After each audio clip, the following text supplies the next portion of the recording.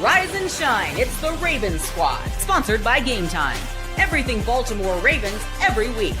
Covering all the big hits and game-changing plays from the heart of Charm City. The way only the Locked On Podcast Network can. Flock together and squad up. The Ravens Squad Show starts now. Welcome, Ravens fans, to a new episode of the Ravens Squad Show. I am Samuel Njoku, joined by always Kevin Oestreicher, Mr. Locked On Ravens himself, and Ravens legend, Kadri Ismail. We are here. Training camp starts officially tomorrow, Tuesday. The veterans will enter the training camp facility that is Owings Mills, and they'll get started with the battle to see who's going to make the final 53 to get ready for a, hopefully, Super Bowl run for these Baltimore Ravens. I want to let you know first that today's episode is brought to you by FanDuel. Right now, new customers can get $150 in bonus bets when your first $5 bet wins. Today, we're going to be talking all about the Ravens training camp, get to you some key battles that we're looking at, some players that we're looking at, some Ravens drama. I'm sure a lot of Ravens fans are familiar with the drama regarding a certain player. We'll also touch on the Ravens defense, what Zachary Orr has planned for this defense in year 2 of the league, and touch on a little bit about what training camp may actually mean for this team as they push to a potential Super Bowl run. But this episode, we're going to be touching on a lot of things. I want to let you know that this show is being brought to you every Monday and Thursday at 7:30 p.m. Eastern Time. You can also catch Kevin Oestreicher Monday through Friday, Saturdays and Sundays, maybe even with the Locked On Ravens podcast. So definitely make sure you tune into all of your Ravens content as we get started on this, fun, exciting time if you're a Ravens fan. But first, let's touch on what we're all talking about, which is training camp. Training camp is in full swing starting tomorrow. We're very excited about it. Kevin, I'll start with you. Give me some players that you're looking at that you believe could be potentially, eye-openers for Ravens fans who don't really have a huge pulse on this team entering the 2025 season. I think a big one, I'll kind of leave the stars out of it for now. I mean, obviously it's exciting to see Lamar back in action and all the stars back, but I think one that I'm really intrigued to just hear about how he's doing and see how he's doing and how he's moving is Keaton Mitchell. Somebody who I think can play a really big role for them in 2025. And we know last year he got some opportunities. He's still trying to work his way back a little bit, but he has made it very clear that he feels good. He feels healthy. He's ready to go. He, beat out most of the Ravens in terms of speed in the offseason. So I think, to me, Keaton is a guy. Derrick Henry's the main running back, right? That it is what it is. It should be that way. But then you also have Justice Hill, who was awesome last season.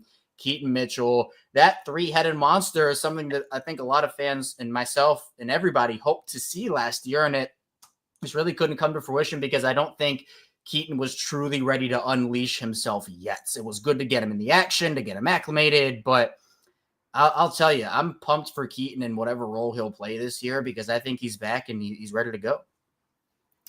So interesting you say Keaton too, because when you saw him in the OTAs and of course the minicamp practices that were open to the media, he looked, like he was Keaton of old, even though he's young, the pre-injury Keaton, the one that we knew when he was playing against the Seahawks where he takes a off tackle handoff from Lamar and he just takes it to the house and just runs by the angle of pursuit. Anytime you can run by the angle of pursuit in the NFL, you're fast. Not just fast, but fast. And he showed he was fast. And I think to get that element back, fellas, woo! We know the whole mantra of this from the squad show now that the season has started is Super Bowl or bust. All three of us, we road tripping down, or I shouldn't even say down. I said we road tripping over to San Fran. We all going to just get in the car together. I got some good deodorant, so you don't have to worry about my body odor. All right, but good. We road tripping all the way over, and we hanging tough. We gonna be like, yo, Purple in the house, the squad show. What up? We're gonna be on Radio Row. Other squad shows are gonna be jealous of us, and it's gonna be because of guys like Keaton Mitchell with the Speedy Gonzalez element to his game. Here's one for you on the offensive side too. Andrew Voorhees. Good one. Yep. Let's just pause because nothing is going to happen if you don't have that right and left guard solidified. Daniel Faalele on the right side. And then I believe that Andrew Voorhees, the experiences that he went through last year, the injuries, but then to come back to really kind of put himself back in the mix, I would say Andrew Voorhees is a guy to watch out for when it comes to solidifying himself in camp and making it no question in anyone's mind that the running game as well as the protection of Lamar Jackson across that O-line is going to be intact. And so when we get to the halfway point of the country, we could stop off in Kansas City to get like a steak, a really good one, as we continue to trek across over to San Fran for the Super Bowl. We'll just sit there and be like, oh, this steak, and we'll toast to Andrew Voorhees because the Ravens, their running game is going to be so dominant that they're going to rule time of possession. And they're going to possess the football so much because Derrick Henry is going to be running right through Ronnie Stanley and Andrew Voorhees. I think that Daniel Faalele makes me very excited as well. Somebody with a high ceiling, similar to Voorhees. Did he use this offseason to get better? We'll see, because he definitely has one of the bigger responsibilities for this team, because the Ravens love to pull that right guard and push him to the left, overload that left side with Ronnie Stanley and Voorhees potentially as well. So I'm very excited for him. I'm very excited for Tez Walker as well. Heard some things regarding him this offseason. He looks like he's taking that next step, because the Ravens have a problem getting all these talents to guys on the field. I wonder your thoughts on that, Kevin, as well as, is there anybody on defense that you're looking forward to talking about? Yeah, and I think, again, it's just a great place for them to be at right now where, at the end of the day, they are stacked roster-wise, whether it's star power, guys who can contribute in lesser roles, young players. I mean, the whole 9 yards, it's important. And speaking of young players, I mean, I'm pumped to see Malaki Starks and Mike Green, truly get after it here. Those are the prized possessions, of the rookie class. And I mean, those are two players that I think are going to play massive roles for them this season. No, they haven't played a snap at the NFL level yet, but based off of their college production, their trajectories, and what they've put on film and on tape, plus I think how their skill sets mesh in with what Baltimore not only needed, but they also have strengths that Baltimore loves to play to. Malaki Starks being as versatile as he is, he can play all over the field. The ball skills are there, and I love saying that these guys have ball skills now, considering what we unfortunately had to witness last year with a certain number 21 on this team. Malaki turns his head for the ball, and you can see in his tape and his highlights, the ball awareness, the spatial awareness that he has is incredible. Mike Green being a great speed to power guy, and as he continues to add on, that will get even better. He's a 3-down player. And then another, I guess, the battle that I'm personally watching, at least, because there aren't really a ton of battles, in my opinion, for a lot of spots.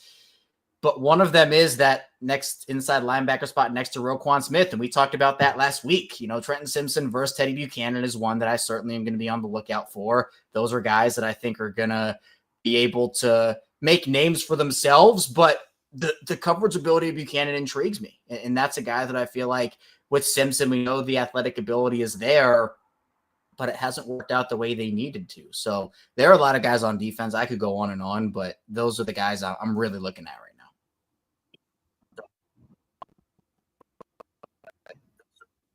now. We might have lost Q. We might have lost you. Said about, there you go. Starting off with the Wi-Fi in my location is suspect at best. Your face is frozen, but we got your back audio. Okay. All right. I can see where my face is glitching, but hopefully it's a eyes open, handsome expression on the side of the face, not some goofy look frozen face guy. But from a goofy look frozen face, you can say where Malaki Starks, he's going to have some of those moments where, he's going to have his rookie moments, period. Mike Green's going to have his rookie moments. The guy that I'm hoping doesn't have a rookie moment, as you mentioned, Roquan Smith, is the guy that's going to be opposite of him. And is it going to be a Buchanan young guy, or is it going to be a guy who kind of already went through his ups and downs in Trenton Simpson? That's going to be a guy and a name that I'm going to be looking at and saying, all right, is he solid? Is he going to be, able to redeem himself after being benched? So that's a name that I'm throwing out there. Plus, I gotta mention my guy TJ Tampa. And as much as we want to talk about all the whole hoopla about Jaire Alexander and who's a K, oh, good for them, both of them, y'all veterans, all that, but now we talking about TJ and he's ready to roll. So go ahead and y'all pump up y'all chest with your veteran status. But I like the fresh young legs. My boy TJ, he's gonna be locking fellas down. That's a big name that I'm gonna be like looking at. Him and Tez Walker, those are my two dudes, and I'm like, yo, we ready for this. I'm excited for TJ Tampa. You got me wanting to get a jersey. I mean, if the jersey's on sale, I am hyped for TJ Tampa. One guy I do want to talk about on defense is a guy by the name of Tavius Robinson. I think that there's a lot of pass rushers on that squad. Mike Green, obviously the most exciting one, but there's a potentiality that one of these guys can, break out and make a name for themselves because it's really muddled. There's a lot of talent. Don't get me wrong. Odafe Owe and Calvin Oy are two guys, double-digit sacks each, but there's a potential situation where one of these other young guys who've been waiting to blossom steps up in training camp, especially with guys like Adisa Isaac and David Ajabo, who are likely looking at their last chance this training camp to make a name for themselves. So very interesting to see where it goes from here. I want to get your thoughts real quickly before we go on break on Tyler Loop. I saw Andrew mentioned this. Tyler Loop having an opportunity this season to make a name for himself after being drafted by the Ravens. The Ravens situation with Tucker notwithstanding, the Ravens finally have another kicker after a long tenure with the Tucker situation. So I want to get your thoughts. I'll start with you, Kevin. Do you think Tyler Loop performs admirably, gets going, or do you think there's some growing pains that Ravens fans may have to deal with? I mean, I think there will be some growing pains. It's just a matter of how many growing pains there are. And I think that, the last time, like the big storyline is the last time the Ravens had a rookie kicker, they won the Super Bowl, and that was Justin Tucker. I mean, it is possible for them to go on a run here. It is possible for Tyler Loop to come in here and have that big impact. And I expect him to. I mean, we know he has the NFL-ready leg. It's just a matter of him working through this stuff early where, you can have the leg, you can have the accuracy, but are you going to be able to hit a field goal at Acrisure Stadium with 3 seconds left in an 18-16 game to give your team the 1-point win? Like there's stuff along those lines. And we've seen, whether you watch the highlights of Loop and how far he can kick the ball, I mean, it's there. He has it. But I know that it is concerning people with what was seen and heard during the latter portion of the spring practice. And Q, I know you were there. You watched Tyler Loop. You were able to kind of assess how he looked early on. And, he was missing out on some kicks, an extra point, I believe he missed. And that's going to give you some worry and, some concern. But I think that to me, I look at that and I say it's the coaching staff trying to work with him, tinker some stuff and tweak some stuff in his game, right? It's almost like spring training for baseball where you want to work out that stuff during the exhibition games, not during games that count. So I expect Tyler Loop to be good for them. How good is still up in the air, but there will probably be a kick or two that he misses that probably has a big impact in the game. And everybody's going to be saying, this is what you get when you have a rookie kicker and yada, yada. I get it. And it will feel bad in that moment. And, we'll certainly talk about it, but I think at least it has to be better than what Tucker was last year, right? I mean, that's my big takeaway. It's like, it wasn't like the Ravens move off of Tucker, who was incredible last season. He was bad last year, save for the last quarter of the year. And to me, my point is it has to be better than that, right? Like it has to be at this point. It's interesting. Like, I think as I look back on the time where Billy Cundiff was battling it out in training camp with a young Justin Tucker, I remember Justin talking about how he had to learn the art of the straight kick. And Jerry Rosberg and all the crew that was special teams back then, they were really, high on hopes on him. And I think the one thing that I took away from it was once he got into his groove, you just saw the talent blossom. And so I'm going to wait to, reserve judgment on Tyler Loop because I feel it is a scenario where, once he gets into his groove, then that's where the mental toughness of like, I trust my snap, I trust the hold, I trust the kick, and the wolf pack was born. So I think now it's about what is Tyler Loop going to do to put himself in that mental space to trust his, kick, to trust his technique, to trust the snap, the hold, and then execute. I think that's something that, hopefully through training camp, because like you said, Kevin, those tight games, those are where you earn your stripes. And I think for him, he's got to earn his stripes. And in earning his stripes, it starts in training camp by number one, forging yourself in the fires of the adversity of the moments of the joint practices. Man, I'm telling you, as much as I'm going to love watching TJ Tampa and Tez Walker just house people and score on them and dunk on them with some interceptions, I am like anxiously concerned, aware, looking at, not taking for granted PAT and field goal, that portion of practice. Like that should be the number one thing everyone should be looking at when it comes to the joint practices, because the preseason games, we absolutely got to see it as well. But you can kind of situationally put some things on the docket for Tyler Loop in those joint practices. Yeah, I agree with you completely. And kicker is one of the few positions where it's really solely on you. Obviously, there's other factors with the snapper and the holder, but really being a rookie coming to an environment where you have to be, not perfect, but very good, especially considering you're with an offense that runs the football a lot, time of possession included, meaning every point's going to count. So, yeah, you're actually right. PATs, field goal kicks, they're going to matter big time, especially for a team with Super Bowl aspirations. Well, when we come back, we'll talk about, players who actually had a chance to be a part of the Super Bowl roster, but, for one reason or another, didn't get that opportunity. We'll touch on the drama concerning the Ravens and some former players next here on the Raven Squad Show.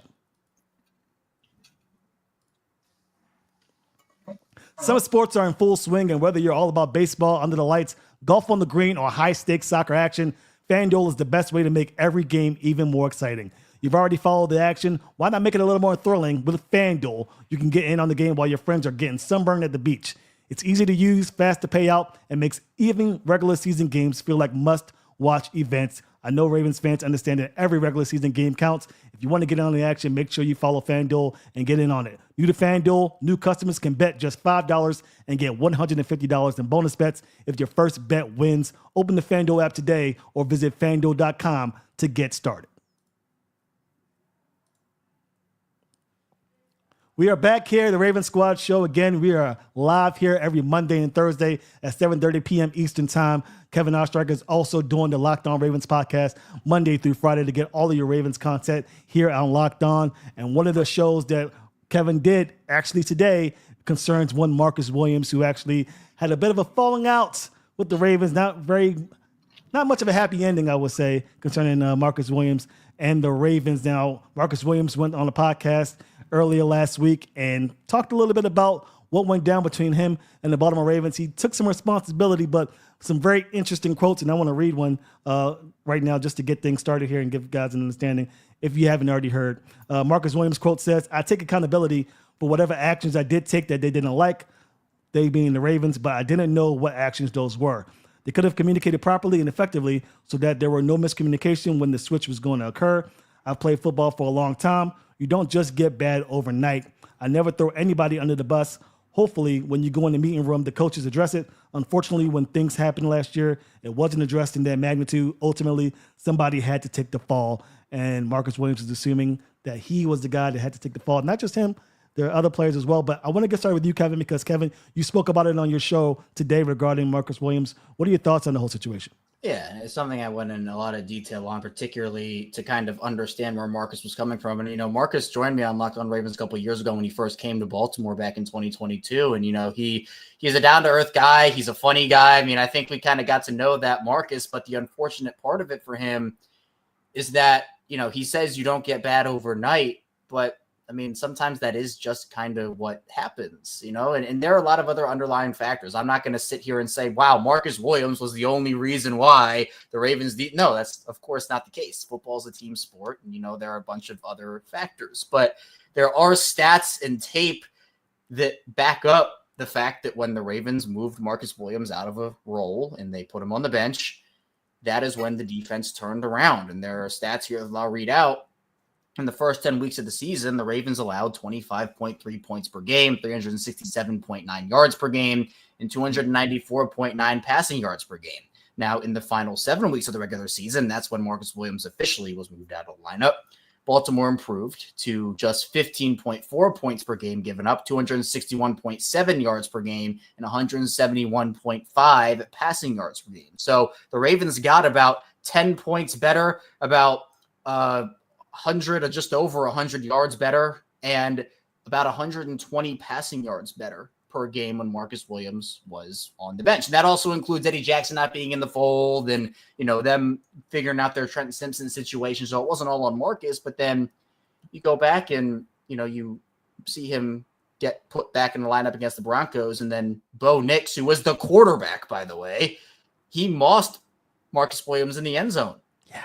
It's plays like those where you can say, yes, it's not just one player's fault. And I agree with that. I'm not going to put it all on Marcus, but it just felt like there were times where he wasn't aware of what was going on. And maybe that is miscommunication. Maybe that is organizationally, there's something going on. And, and we'll talk about it a little bit later. This was a string of a lot of drama that happened within the Ravens organization this past season.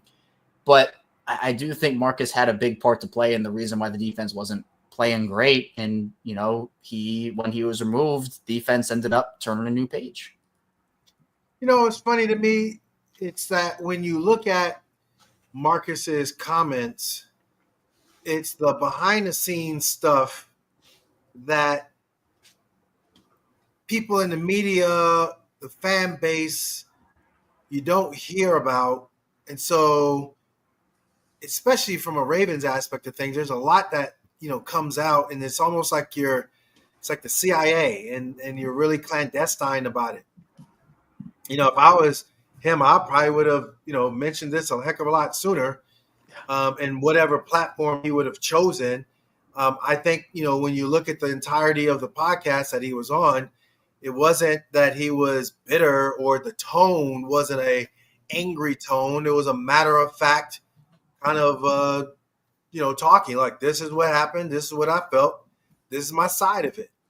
I think, for him, the bad coaching that he felt he was getting, there's a reason why Chuck Pagano is now the secondary coach and overseeing the entire secondary. There's a reason why, things were going on that were bad.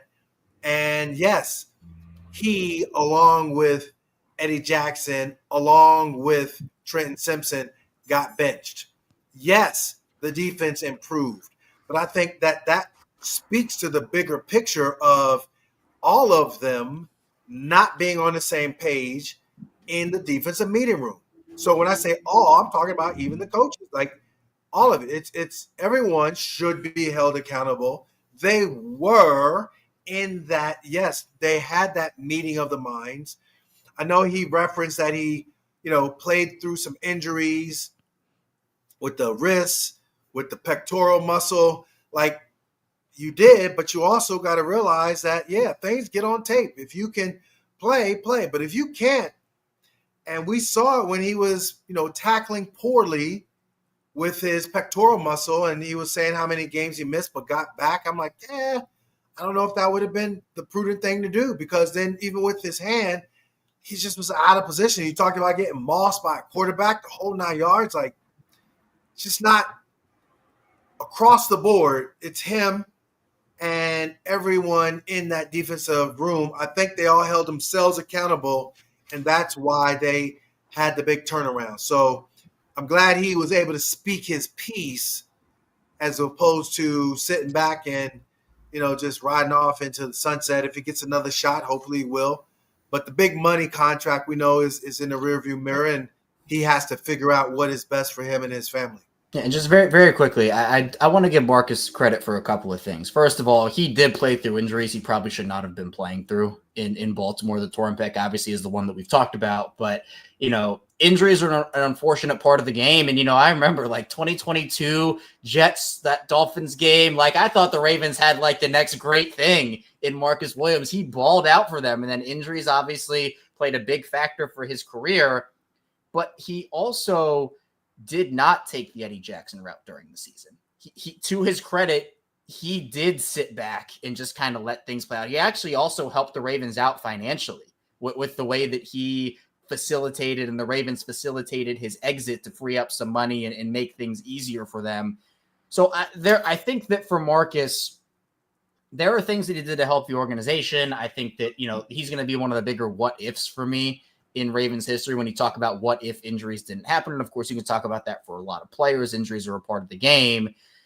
But I agree, Q, where, it is a bigger picture thing. And we did see the Ravens move off of some of their assistant coaches after just one season. So clearly things were not working out and maybe it was a bigger issue. So I'm not saying that Marcus is just coming out here and lying and saying that, this is what I'm going with. And then there's going to be all this proof. No, I think that there is some truth to what he's speaking here and that maybe stuff wasn't communicated, whether it was to him or others as well.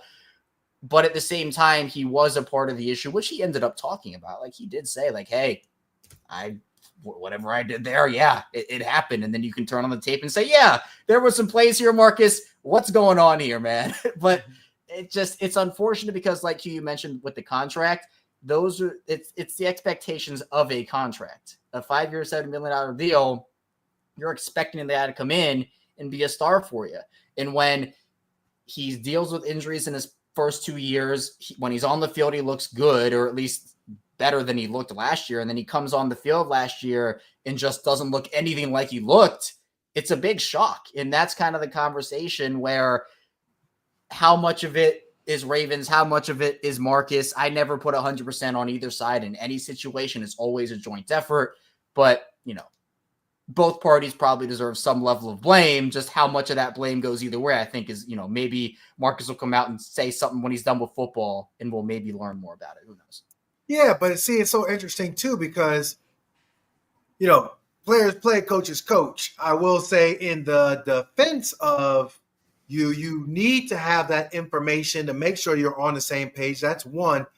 However, you're going to get all the credit if you're making interceptions. Well, you're going to have to take a lot of the blame when you're making, huge mistakes as well. That's where it's at. The coaches don't have the coaches set a winning culture. It's the players that hold themselves accountable. So yes, I absolutely think that from a Marcus standpoint, good for him. The way in which, again, his tone and everything was not solely pointing the finger, very divisive, hating on the Ravens staff, organization, none of that. It was, but I'm also saying, yeah, you gotta shoulder more of the blame than not. If you felt like you weren't in the right coverages, then that's where the conversation needs to be. Clearly, they cleared it up and they got guys that can play the style of coverage that they needed and to put themselves in position to obviously the latter part of the season be the number one defense. And so that to me is where I think, Marcus, wish him the best of luck, but that was a tough first half of the season, just to say it mildly. Yeah, I'm with you guys, and usually I side with the player on this, so I definitely see where Marcus Williams is coming from. I mean, I know there's a lot of fans that say, well, we played better when he wasn't on the field, but I think a lot of this with this Ravens defense was not just personnel, but schematically. The Ravens pushed Kyle Hamilton or Darius Washington back. They played a lot more 2-high safety look.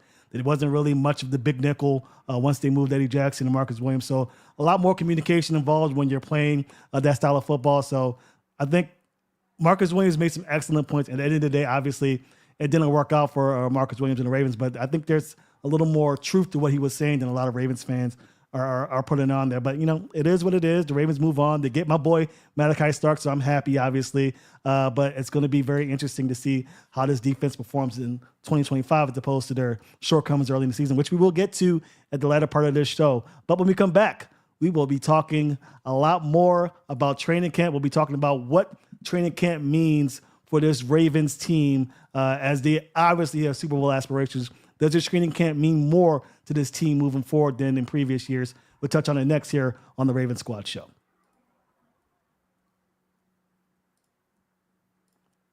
This is an ad by BetterHelp. Workplace stress is at an all-time high. 61% of the global workforce is reporting the higher than normal stress levels. This summer is the perfect time to take small steps to focus on your wellness and manage the challenges that come with your workday. Of course, most of us can't just quit our jobs or take endless vacations, but we can start small. Whether it's getting outside for a few minutes, adding movement to your day, or talking to someone who can help you navigate life's challenges, that's where BetterHelp comes in. How busy is your schedule? Do you ever wish you had more time to schedule appointments? The flexibility of online therapy makes it easy to fit sessions into a busy schedule no matter where you are. As the largest online therapy provider in the world, BetterHelp can provide access to mental health professionals with a diverse variety of expertise. Unwind from work with BetterHelp. Our listeners get 10% off their first month at BetterHelp.com/LockedOn. That's BetterHelp, HELP.com/LockedOn.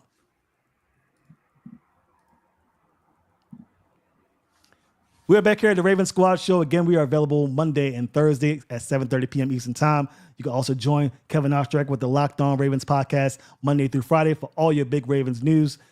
Training camp is here. It is a huge deal for me because it's been a long time since we had any meaningful football with the Baltimore Ravens. Now we're getting ready to train for a huge push, in my opinion, to the Super Bowl since I think 2023, I think 2024, as you mentioned, lots of shortcomings with the defensive front. I think this year really is what the Ravens fans are expecting. Could be a Super Bowl season, but I want to get your thoughts. Q, I will start with you regarding this training camp. Do you feel that there's more pressure in training camp? Do you think that the players and coaches understand the magnitude of this training camp, or do you think it's just another camp? Let's get ready for the regular season and on to the postseason. Not at all. Not at all. Not at all. Not at all. This camp is so critically important. Number one goal is to get out of this camp with the 22 guys that are going to be the main starters on offense, defense, and then the 11 guys on special teams. This camp is going to set the tone for the season. If you can get out of it healthy and you can put yourself in a position where, you get a refiner's fire type of a camp, great joint practices and all that. We talked about Tyler Loop in the earlier segment.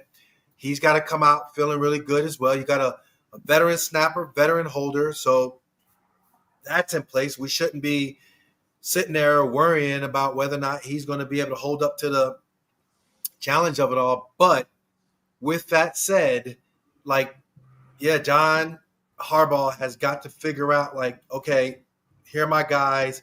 Here are the buttons that I got to push to motivate them, and let's all be on the same page heading into the regular season. Buffalo is not going to just sit back and just say, oh, gee, we had a chance to beat y'all in the postseason, and, Josh Allen went. No, they feel the same way the Ravens do. Super Bowl or bust. Window of opportunity is such a small one, and you're going to have to come out of training camp ready to go. This training camp, you cannot take it for granted. Yeah, it's true. And, the messaging around the team right now, players, coaches, it is all what you want to hear. But, it's also what we heard last year and the year before that. It's about, we're motivated. We wanted, and yes, they absolutely should be, but it just feels different this year. And for a couple of different reasons, like you talked about some of them, but I think that for me, this is the last year that we are going to have of this Ravens team. And I don't mean Lamar Jackson.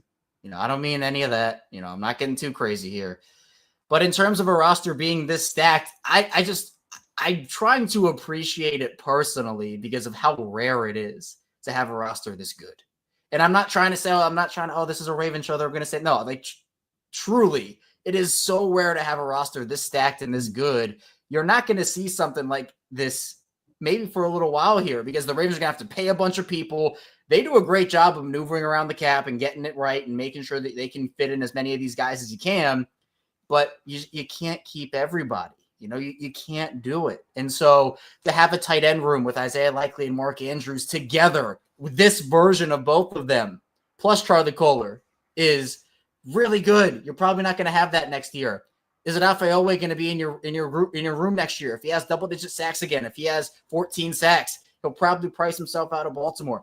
This has to be – it's not Super Bowl or bust to me in terms of the Ravens are done if they don't win the Super Bowl this year and they don't have a chance. They do. But it's Super Bowl or bust because every year that you don't win a championship with Lamar Jackson in his prime is a year that you're wasting. It's a waste of a season because the goal shouldn't be to hang a "we made the divisional round" banner.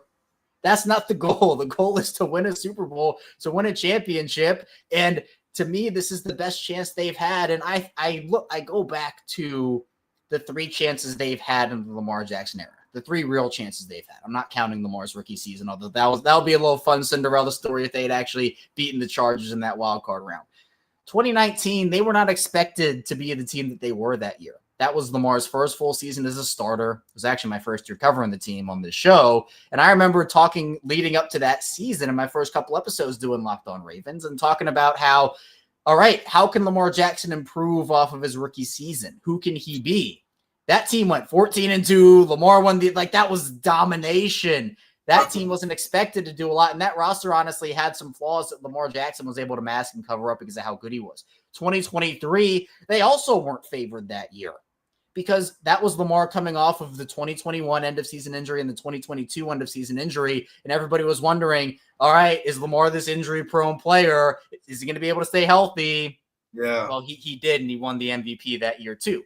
Really, 2024 was the first year they had somewhat of those big expectations coming into the season, and now they're going into year 2 of that. So I think that, to me, the expectation factor is real, and the whole camp aspect of it in terms of is it another camp or not, I agree with you. It's not another camp. It's an important year, but there is also the aspect that you almost have to approach it as one in a sense, in some ways, because you can't get too in your head about, man, there's so much pressure on us this year. Man, look at all these people in this whole roster. Sometimes you just got to go out there, you got to ball out, and you got to do your thing and block out the outside noise cue. I know you know something about doing that and, kind of keeping expectations in that, just balled up until you actually accomplish the thing. Then you can let it all out. And even the team you were on, I mean, you guys were the 4 seed, and that the defense was the best of all time. I know it's the best of all time. I know that. Historic. But yes, it was about the plays that were made in the postseason. And so how do you get there? Well, it's about setting good precedents in both training camp and the regular season, and then getting the job done when you actually get to the postseason. And the 2000 Ravens, you did that. And it's exactly what this Ravens team has to do this season. Marlon Humphrey's talked about getting that defense back to somewhat of the level of that 2000s group. Well, that team set precedents and set ways of how you got to approach things, in my opinion, especially back then. So I think it's really important for Baltimore to approach this training camp the right way. Yes, it's just another training camp, but at the same time, it's absolutely not. Here's one thing I think for both of you guys, I'd be curious about. I know I've said it. I've answered this question before, but okay, so who has the most pressure on them when it comes to Lamar Jackson or John Harbaugh? We talked about the stacked roster, and the last time this roster is really going to be together, which is accurate. I don't see them, having that deep of a tight end room because they're not going to be able to pay everybody. I think from an offensive line standpoint, that's going to look a little different, although they got a good amount of young pieces there. Lamar Jackson still got to, get through the contract extension, or a $75 million hit counts against the cap. It's going to be ridiculous. But With that said, with a stacked roster, Kyle Hamilton is going to be looking for some money. With a stacked roster, like Isaiah Likely, just like, yo, bro, what's up? Hey, B, what's up? What are you saying as far as the most pressure? Is it John Harbaugh or is it Lamar Jackson? You want Kevin, to let you take go us first. down? Oh, you want me to take it? I'm going first. I'll take it. Yeah, go ahead. Come on now. Come on. Put your feet in the fire. Put your feet in the Q, fire.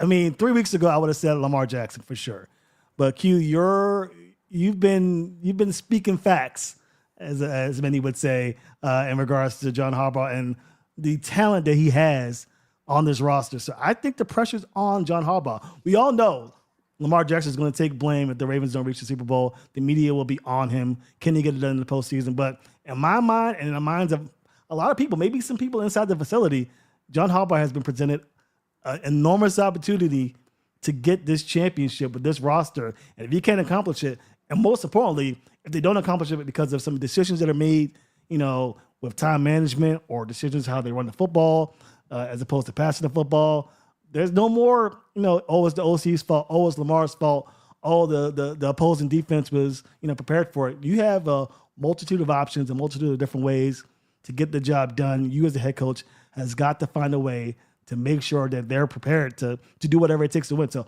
I'm with you, Q. I think the pressure is totally on the shoulders of John Harbaugh. He has to get the job done. He is hung on the coattails of his 2012, 2013 Super Bowl win for long enough. It's been 12 years. He's got some postseason wins under his belt, but nothing to the magnitude that he reached when he had Ray Lewis and that Reed and their roster. So a lot of pressure, I think, is on Harbaugh. I think he's ready for the challenge, but there's no question about it that this guy for sure takes some of the blame if they're unable to get the job done this year. And that's where I think, before you go, Kevin, that's where I think Steve Bisciotti will be looking directly at, okay, where are we going if Super Bowl is the mantra for this Ravens ball club? Go ahead, Kevin. Yeah, I think for me, more media pressure is on Lamar Jackson, but I think that's fake pressure. I mean, obviously Lamar's name is going to be in people's mouths. It is what it is. Like, if Lamar doesn't win, we're going to have to hear those conversations. It's going to be exhausting. We're going to have to talk about him. And, it's that cycle. The real pressure is on John Harbaugh. To me, I think the real pressure is on John Harbaugh. And I've actually talked about this over on Locked On Ravens for maybe even the past calendar year, maybe dating back to, the start of training camp last year, where who else is going to shoulder the blame here that is realistic for the Ravens to move off of? I mean, you're not going to move off of Lamar Jackson. Zach Orr's in his second season. You're going to blame his second-year defensive coordinator. Todd Monk is in his third season. You're going to start that search again. What, are you going to fire the special teams coordinator next? Is that the next step? And then Harbaugh, like, to me, when I say that this is the last season of this Ravens team, I meant everything I said about the roster. I also potentially mean it about John Harbaugh. I think that this is the year. And it's been a conversation really since the AFC Championship game in 2023. Because, obviously Lamar being injured in 2021 and 2022, kind of, you guys can put an asterisk next to those seasons if you want to. But to me, it's all about context in how these playoff losses are being had. 2019, they got in their own head against Tennessee, and they didn't run the ball enough. 2023, it was the exact same thing. Now, 2024, I think it was more execution. I don't really have anything negative to say about, coaching decisions. I mean, maybe here and there you could make one, but it's not to the same extent, I think, as it was in 2023 and 2019. It's not me saying John Harbaugh isn't a good coach. I think he is, but sometimes it's just time. And if the Ravens have another wild card exit or divisional round exit, what are you selling to the fan base, to the people who care about this team, about what the next steps are? Lamar Jackson, I've had separate conversations with both of you guys about this. Lamar Jackson is going to be 30 years old at the end of next season, right? This year he's going to be turning 29. The year after that, he's 30 years old. That's not like to say Lamar's career is over after turning 30. It's not what I'm saying, but you're wasting years. Started. Exactly. But even so, you're still wasting those years. Yeah. With a roster like this, with a team like this, I don't want to just specify one person or one player would be at fault, because it truly is a team game. Whether, coaching is more to blame, players are more to blame, there's always a story to tell. But to me, you've already done the we're switching offensive coordinators thing. You've already done the Mike McDonald leaves and you bring in a new defensive coordinator. You've already worked the roster to a point where this is the most competitive roster they've had in a very, very long time. What else would it take for the Ravens here with another? Because I consider disappointment at least the AFC Championship. I mean, obviously a Super Bowl or bust, but then you can have a conversation of would the Ravens fire Harbaugh if they make the championship game. I think that's another point and another conversation for a later date. But if you lose in the wild card round again, or you have another disappointing year in terms of divisional round, or even if the playoff loss looks the same, what does that do for John Harbaugh? John Harbaugh would be hired by probably 25 teams. He'd have a line out the door for his services. It's not about, Harbaugh himself, because we know players love to play for John Harbaugh. He has shifted his image throughout the league. But it's about, is John Harbaugh still the right coach for the Ravens? Is he still the right guy to take them over that final step? If it doesn't happen this year, it's a conversation that I'm sure will be as deafening as it ever has been in terms of how loud it would be. So here's the one point, too, that I think you bring up. When you have gone to the playoffs so many times, and again, Super Bowl or bust, and then again, the question was like, who's to blame if you don't make the Super Bowl? And I think it'll come down to the decisions that were made, or lack of decisions that were made in critical points in time, signifying that, yeah, John has reached his point of no return when it comes to having a talented roster that is purple and black. I think if you look at what the Eagles have done, they had no problem getting rid of their Super Bowl winning coach to then bring on another guy to retool the roster and get good coordinators and, make a run for the Super Bowl, get to the Super Bowl, come up short. Coaches were stripped and went to other teams, but they reloaded again and they wound up winning again. And so I think bigger picture wise, when you look at what the Eagles have done in this time frame, beating the GOAT in Tom Brady, but then coming back, going toe-to-toe, really looked really good and probably should have won the game against Kansas City Chiefs. But then all of a sudden they just, okay, here we go. We're about to do this thing. And they mud stomped the Kansas City Chiefs last year. So in that, 2 out of the 3 Super Bowl victories, like it didn't really matter as far as, like the coaching mattered, but it was about the way in which they didn't just hang on to one philosophy or one coach or coordinators. That's what I'm saying when I say, the coaches didn't matter. So from that aspect of things, if we're looking at sustaining excellence, Andy Reid has sustained excellence. The Eagles as an organization has sustained excellence. What is it when it comes to getting over the hump to sustain that excellence when it comes to championship banners? Because you're right. Oh, hey, we're the AFC North champion again. Or, hey, look, we made it to the wild card. Oh, we're a divisional round opponent. We're champions. Let's hang that banner up. Okay. Like the hat and T-shirt games are good and they're fun, but that's not what Steve Bisciotti is looking for when he's going all in. And I still trying to get that road trip for us out to San Francisco. Let's go. It's happening. It's happening for sure. But yeah, I agree with you completely, Q. I think I will say this. It's very hard, Q, as you know, to win a championship. It's just incredibly difficult. Everything has to go right. But when you have a guy the caliber of Lamar Jackson and you have a roster, the likes of which we haven't seen since maybe 2000 when the Ravens won it with UQ, then you gotta, hang your hat on something and somebody has to take the blame. I mean, it's just the business of the National Football League.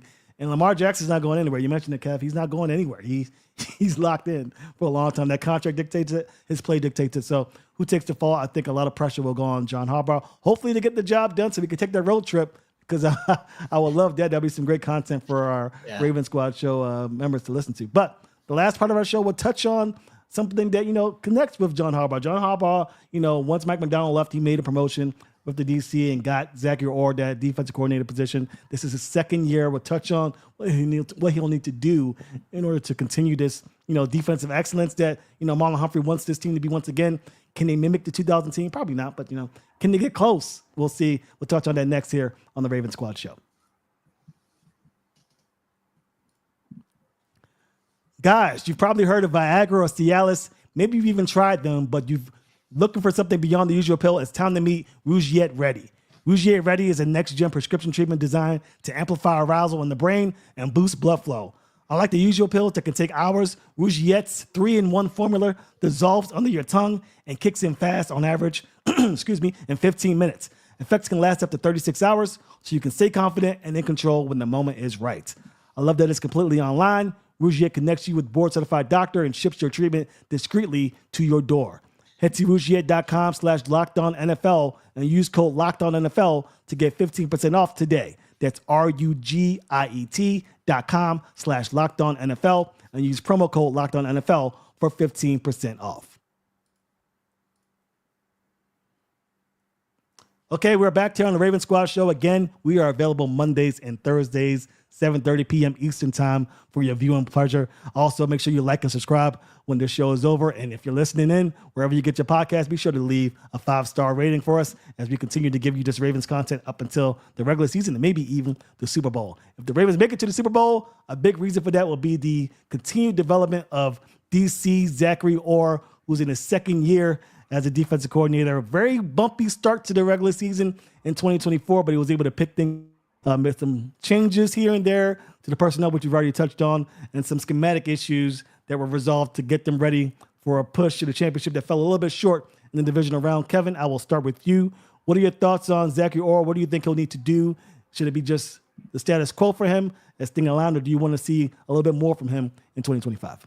Well, I think that the answer to me is going to be I want to see more from him, but not because I was necessarily disappointed with him during his rookie defensive coordinator season.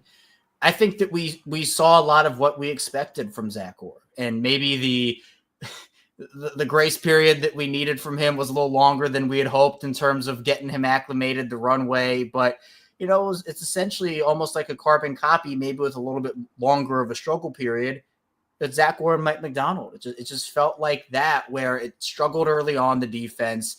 He was learning from his mistakes. They bring in Dean Pease to kind of be a sounding board for him. And it helped. I think by the end of the season, the unit was flying around. They felt more confident. We talked about it a little bit with Marcus Williams in the second part of the show, where maybe the communication got better and, they adjusted their personnel.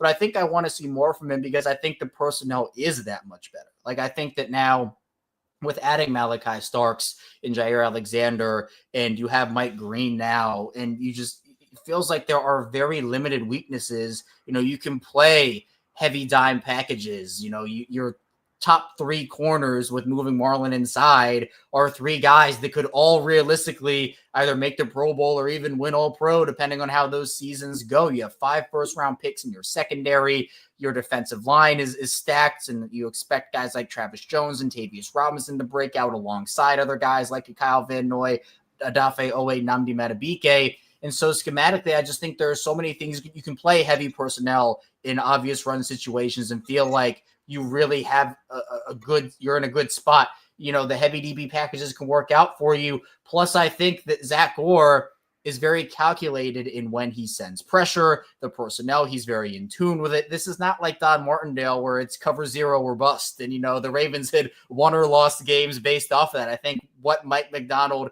and Zach Orr both showed was that it's okay to be calculated. And I think the Ravens pressure rate dropped with Macdonald and Orr into like the teens in terms of pressure rates and how they did that. So I think that Zach Orr, he's a very smart football mind, a very smart person. And I think for him, the sky's the limit, and why so many people, including Chuck Smith, who went on an all-time rant for Zach Orr and talked about how he stood up there when it was going poorly and he took all the criticism. He stood on it, and he had such a bounce-back second half of the season. This team believes in him, and sometimes that's what it takes, is not only your talent as a play caller and as a football mind, but about how much your team believes in you. And the moment that will always stick out in my head is the one where Darius Washington forced that huge play against the Texans, and Zach Orr goes over there and just flies over him. Like that's what you want, right? That's playing not just for your team, but that is being a part of the team,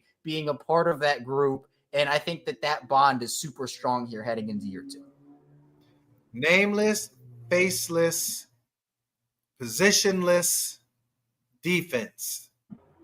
When you look at what they're trying to accomplish, part of it is confusing the heck out of the offense when they come to the line of scrimmage, and quarterback, he wants to set, okay, here's 4 guys on the right of me, here's 3 guys on the left of me, that's the front 7, this is what is going to happen. Well, wait a minute, I thought that guy was a DN, but no, he's a linebacker. Wait a minute, I thought that guy was – the confusion starts.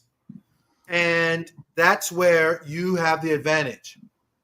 I think we saw that, and I think it was implemented last part of the season last year. And when they got on the same page, it was lights out. I think in order for that to be successful this time around, it has to be the big thing. And the big thing is up front. If you can get pressure up front, up in the middle, Travis Jones, man, like that's a name we haven't really called much. But if you can go ahead and shut it down up front, then on the back end of it, big nickel, little nickel, medium-sized nickel, nickel, double nickel, 5 cents, half a dime, I don't know, whatever you want to call it, we just know that it will work well.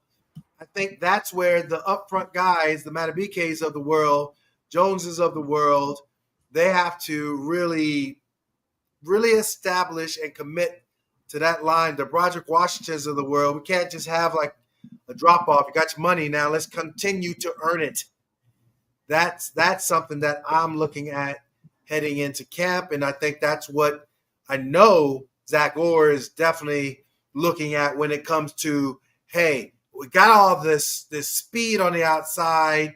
We got some rush guys that I think is going to really do it, but that up front, what are they going to be doing? That to me is going to be the real telltale sign of the success, especially early on for this defense. Yeah, they're playing a gauntlet this year to start out things off. I mean, they got Patrick Mahomes, they got Josh Allen. I mean, that's going to be tough. They got Jared Goff coming into Baltimore. There's a lot of high prolific, quarterbacks to play against, which brings me to another point. Little silly point, but wanted to get it to your attention. Lamar Jackson reposted something on Instagram regarding potentially having Matt Judon join this roster. I know it's already crowded. We talked about maybe even David Ojabo not making the team. Is there a place for a guy like Matt Judon or even a Jadeveon Clowney on this defense with Zach, or do you think that will help him grow as a DC or help this defense grow more? Or do you just want to stand pat, see what you have here on the football field? I'll start with you, Q. I'm just going to say it this way. Like, we do this every single time. Like, Yeah. Kevin and I on his Locked On show, he invites me on every single week. It is awesome. We break down all of it. But then all of a sudden, moment a free agent comes out of the woodworks that has some Raven-like skills. We just jump on it. We should sign him right now. Oh, my goodness. Lord Jesus is afar. No, I don't think Matt Judon right now should be considered from a signing aspect of things, just as we looked at KVN, and he didn't necessarily sign right away. Give it some time for these young dudes to cook. Matthew Judon does not need to come aboard during training camp. He's more than experienced. And let's see where the guys, fall in line and see what it really looks like. If in fact they need a guy, then sure, consider it.